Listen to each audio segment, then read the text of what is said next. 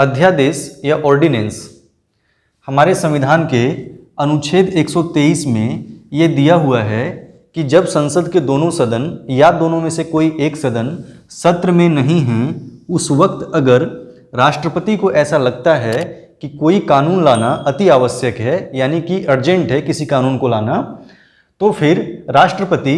अध्यादेश इशू कर सकते हैं या अध्यादेश जारी कर सकते हैं। अध्यादेश एक टेम्पररी एक्ट है या एक अस्थायी अधिनियम है जिसको बाद में संसद के दोनों सदनों से पारित करवाना होता है। जब संविधान बनाया जा रहा था तो ड्राफ्टिंग कमेटी के हेड यानी कि डॉक्टर भीमराव अंबेडकर साहब ने संविधान सभा में ये कहा था कि प्रेसिडेंट को अध्यादेश जारी करने की शक्ति देना इसलिए आवश्यक है ताकि जब संसद के दोनों सदन सत्र में नहीं हों या जब उनकी मीटिंग नहीं चल रही हो, उस वक्त अगर कोई कानून लाना अति आवश्यक है तो राष्ट्रपति उस कानून को लाने के लिए अध्यादेश जारी कर सकते हैं।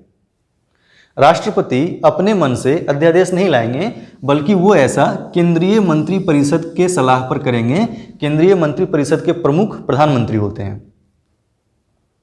हमारे यहाँ संसद के 3 सत्र आयोजित किए जाते हैं। बजट सेशन फरवरी मार्च में, मॉनसून सेशन जुलाई अगस्त में और विंटर सेशन नवंबर दिसंबर में।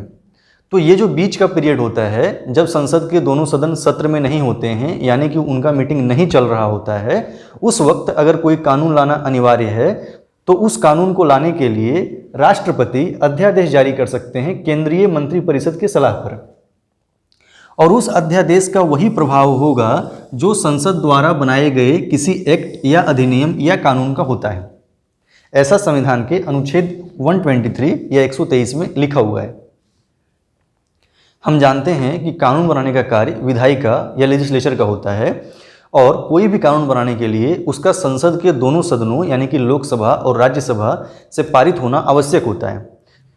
तो इसलिए इस अनुच्छेद में ये प्रोविज़न किया गया कि राष्ट्रपति जो अध्यादेश जारी करेंगे, जैसे ही संसद का सत्र शुरू होगा तो संसद के सत्र के शुरू होने के 6 सप्ताह या 42 दिन के अंदर उस अध्यादेश को दोनों सदनों से यानी कि लोकसभा और राज्यसभा से पारित करवाना होगा।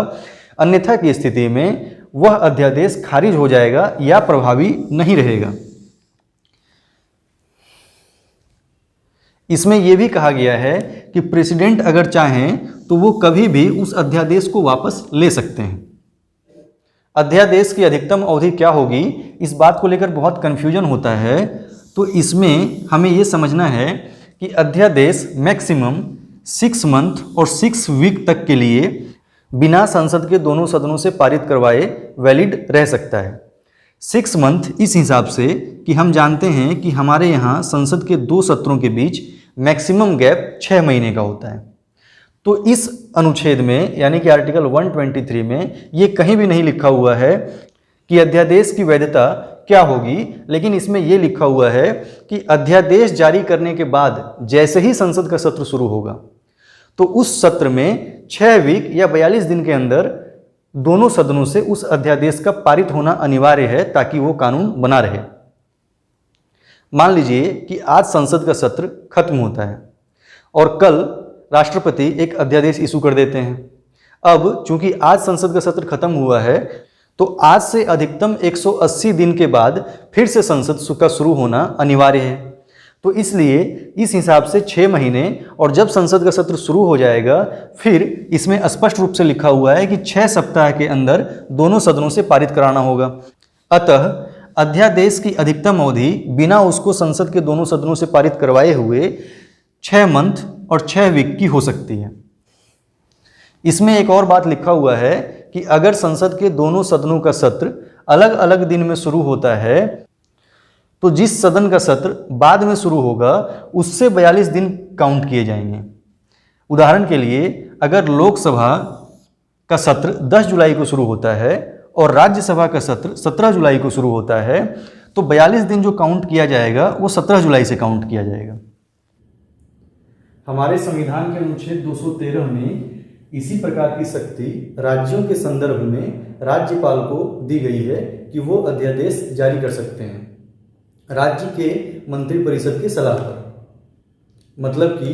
राज्य का विधानमंडल जब विश्रांति काल में हो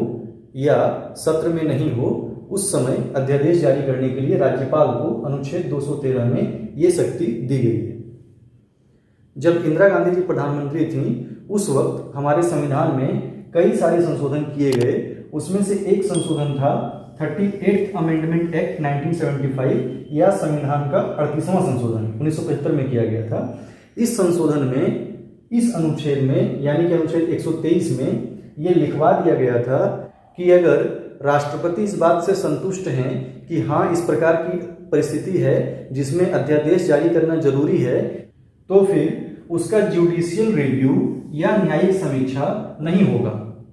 हालांकि बाद में संविधान का जब 44वां संशोधन किया गया 1978 में, जब जनता पार्टी की सरकार बनी इमरजेंसी के बाद और मोरारजी देसाई प्रधानमंत्री बने, उस वक्त जब ये संशोधन किया गया तो ये जो क्लॉज जोड़ा गया था कि राष्ट्रपति द्वारा जारी किए गए अध्यादेश का जुडिशियल रिव्यू नहीं किया जा सकता है, उस क्लॉज को हटा दिया गया 44वें संविधान संशोधन 1978 के द्वारा। जैसा कि हम इस वीडियो में पहले भी बता चुके हैं कि अध्यादेश जारी करने की शक्ति राष्ट्रपति को इसलिए दी गई थी ताकि जब संसद विश्रांति काल में हो, मतलब कि जब संसद का सत्र नहीं चल रहा हो, उस वक्त अगर कोई कानून लाना अति आवश्यक है तो राष्ट्रपति अध्यादेश जारी करके वो कानून ला सकते हैं। लेकिन इस प्रोविजन का लगभग सभी सरकार अपने मनमाने ढंग से फायदा उठाते हैं या यूं कहें कि गलत फायदा उठाते हैं। दरअसल इसमें सरकार को एक ये फायदा होता है कि जब भी कोई विधेयक संसद में लाया जाता है तो उस पर गहन डिस्कशन होता है और फिर अगर सदन को ये लगता है कि इसका गहन जांच पड़ताल या इन डेप्थ स्क्रूटनी जरूरी है तो उस विधेयक को पार्लियामेंट्री कमेटी के पास उसके गहन जांच पड़ताल के लिए भेज दिया जाता है। लेकिन अध्यादेश के साथ ऐसा नहीं हो पाता क्योंकि संसद का सत्र शुरू होते ही अध्यादेश को 6 सप्ताह या 42 दिनों के अंदर संसद से पारित कराना होता है। तो सरकार को जब लगता है कि किसी विधेयक या बिल को लाने से ज़्यादा हंगामा हो सकता है या बहुत शोर शराबा होगा, तो सरकार क्या करती है कि उसके लिए पहले अध्यादेश जारी कर देती है और फिर बाद में उसको दोनों सदनों में यानी कि लोकसभा और राज्यसभा में पेश करती है, जिससे कि उस पर गहन जांच पड़ताल या उस पर बहुत ज़्यादा डिस्कशन नहीं हो पाता है। और इस प्रकार बिना गहन डिस्कशन और बिना गहन जांच पड़ताल के हुए ही वो विधेयक पारित हो जाता है और सरकार कई प्रकार के वो हंगामे और शोर शराबे से बच जाती है। उदाहरण के लिए सरकार को ये पता था कि जो तीनों कृषि विधेयक हैं जो अब कानून बन चुके हैं, अगर वो विधेयक को ऐसे पार्लियामेंट में पेश करेंगे मतलब नॉर्मल प्रोसेस से, तो हो सकता है कि बहुत ज़्यादा हंगामा हो, शोर शराबा हो और पंजाब, हरियाणा और पश्चिमी यूपी, एमपी, राजस्थान के किसान जो है इस बात को लेकर पहले से ही हंगामा कर रहे थे, पहले से ही वो धरना प्रदर्शन कर रहे थे। तो इसलिए सरकार ने क्या किया कि पहले इन तीनों कानूनों को अध्यादेश के रूप में लेकर आए और फिर संसद से जल्दबाजी में उसको पारित करवा ले गए, जिससे उस पर गहन जांच पड़ताल और डिस्कशन नहीं हो पाया। इसीलिए अध्यादेश को लोकतांत्रिक प्रक्रियाओं के अनुकूल नहीं माना गया है, क्योंकि लोकतांत्रिक प्रक्रिया के अनुसार किसी भी विधेयक को जब संसद में पेश किया जाता है तो उसका गहन जांच पड़ताल और उस पर चर्चा परिचर्चा का होना आवश्यक माना गया है। लगभग सभी सरकारों ने अध्यादेश का इसी तरीके से फायदा उठाया है और जब भी उनको लगता है कि अगर हम ये जो कानून बनाने जा रहे हैं इससे समाज का कोई तबका क्षुब्ध हो जाएगा, धरना प्रदर्शन करेगा, आंदोलन करेगा, तो वो उसको अध्यादेश के रूप में ले आते हैं और फिर सदन से पारित करवा ले जाते हैं। वर्ष 1987 में सुप्रीम कोर्ट के पास एक केस आया, DC Wadhwa versus state of Bihar. इस केस में सुप्रीम कोर्ट ने ये ऑब्जर्व किया कि वर्ष 1967 से लेकर 1981 तक यानी 14 वर्षों में बिहार के राज्यपाल के द्वारा, बिहार के गवर्नर के द्वारा कुल 256 अध्यादेश इशू किए गए। इसमें से कई सारे अध्यादेश ऐसे थे कि जब उनका 6 माह और 6 सप्ताह का समय सीमा समाप्त हो जाता था तो फिर से उसी हूबहू अध्यादेश को जारी कर देते थे राज्यपाल महोदय। तो सुप्रीम कोर्ट ने ये कहा कि किसी अध्यादेश का समय सीमा समाप्त होने के बाद अगर आप हूबहू वही अध्यादेश फिर से इशू कर देते हैं तो सुप्रीम कोर्ट या न्यायपालिका उसको स्ट्रक डाउन यानी कि खारिज कर सकती है। उम्मीद करता हूं कि अध्यादेश या ऑर्डिनेंस से संबंधित ये वीडियो आपको पसंद आएगी। धन्यवाद। Thank you for watching. For more such videos please subscribe the channel and hit the bell icon.